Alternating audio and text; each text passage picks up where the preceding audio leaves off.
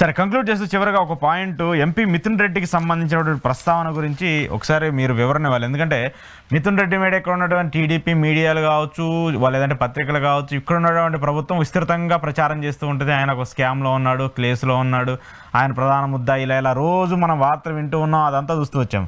అయితే అనూహ్యంగా ఈరోజు కేంద్ర ప్రభుత్వం ఆయన్ని యుఎన్ఓకి పంపించింది, అక్కడ మాట్లాడేందుకు కూడా అవకాశం ఇచ్చింది. ఇండియా నుంచి రిప్రజెంట్ చేస్తూ యుఎన్ఓలో ప్రసంగించినటువంటి ఒక అరుదైన గౌరవాన్ని మిథున్ రెడ్డి సొంతం చేసుకుంటూ వచ్చాడు. సో మిథున్ రెడ్డి సొంతం చేసుకున్నటువంటి గౌరవాన్ని కొన్ని మీడియా ఛానల్స్కి, కొంతమంది వ్యక్తులకి నచ్చపోవచ్చు, కానీ ఆంధ్రప్రదేశ్ ప్రభుత్వానికి సంబంధించి రిప్రజెంట్ చేస్తున్నటువంటి ఒక వ్యక్తిగా, ఒక పార్టీ ఎంపీగా కూడా మనం గొప్పగా చెప్పుకోవచ్చు కదా.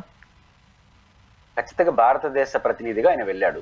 ఆయన మన తెలుగువాడు కావడం మనం అందరూ సంతోషించాలి, స్వాగతించాలి.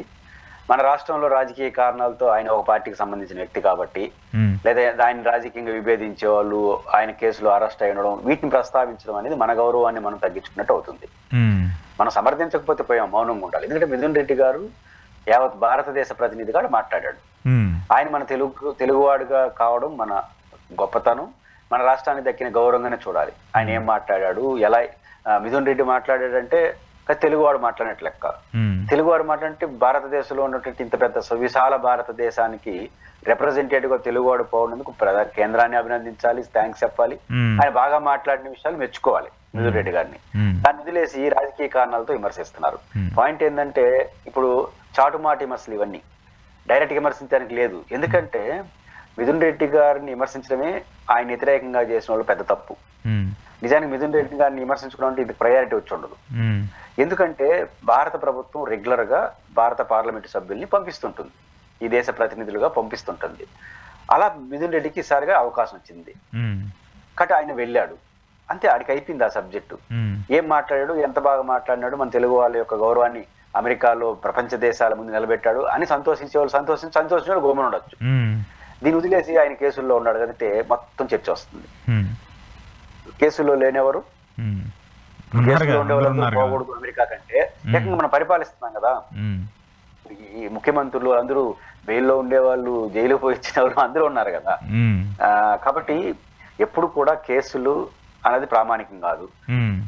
ఎందుకంటే కేసులు ఇప్పుడు ఆరోపణ మాత్రమే. ఇప్పుడు చంద్రబాబు గారి మీద స్కిల్ డెవలప్మెంట్ కేసు అయినా, జగన్మోహన్ రెడ్డి గారి మీద సిబిఐ కేసులైనా, లేదా ఇంకొకరిపైన కేసులు ఏవైనా ఇప్పుడు ఇది ఆరోపణ, ఇది ప్రభుత్వ వ్యవస్థ యొక్క అలిగేషన్స్. ఆ అలిగేషన్స్ ప్రూవ్ కావాల్సింది కోర్టులో. ప్రూవ్ అయ్యేంత వరకు ఆయన అలిగేషనే.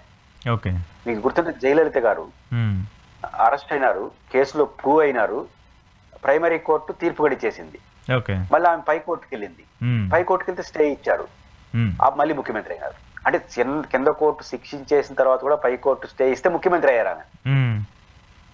ఇక్కడ కేసే కాలేదు ఇంకా మిథున్ రెడ్డి గారిది, ఆరోపణ మాత్రమే. ఆయన ఛాలెంజ్ చేస్తున్నాడు, మేమేం తప్పు చేయలేదని. తేలని కోర్టు తేల్చని, కోర్టులో తేలాల్సిన ముందే మీనంటే మనం గుర్తురావా, మనం బెయిల్లో ఉండేవాళ్ళు, జైలు పోయించిన వాళ్ళు, మీరు బాధ ఉండొచ్చని చర్చ వస్తున్నారు. ఇది సరైనది కాదు. కాబట్టి మిథున్ రెడ్డి గారి మీద అలిగేషన్స్ మాత్రమే. ఆయన ఆరోపణలను ఎదుర్కొంటున్నటువంటి వ్యక్తే తప్ప శిక్షపడిన వ్యక్తి కాదు. శిక్షపడే వ్యక్తి అంటే ఆయన ఎంపీకి పోటీ చేయని అర్హత లేదు, శిక్షపడిన వ్యక్తి కాదు, ఆయన ఆరోపణలు ఎదుర్కొంటున్న వ్యక్తి. తేలని కోర్టులో. అప్పటి వరకు ఈ దేశ పార్లమెంటు సభ్యుడు, ఈ దేశ పౌరుడు, ఆయనకి ఈ దేశ పౌరుడికి ఈ దేశ పార్లమెంట్ సభ్యుడు ఉన్న అంతిమ గౌరవంతో లభిస్తుంది. ఖచ్చితంగా ఆయన వెళ్ళి ఈ రోజు మాట్లాడారు. ఎప్పుడైతే ఆయన మీద ఇట్లా విమర్శించారో ఆయన గౌరవం మరింత పెరిగింది. కాబట్టి మిథున్ రెడ్డి గారు అద్భుతంగా మాట్లాడినాడు, ఈ దేశ ప్రతిష్టను అంతర్జాతీయ వేదిక మీద నిలబెట్టాడు.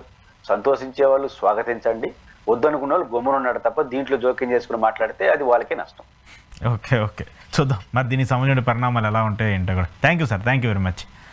ఇది పురుషోత్తం రెడ్డి గారితో ఈరోజు స్పెషల్ రియాలిటీ చెక్. చూస్తూనే ఉండండి ఈహాటి.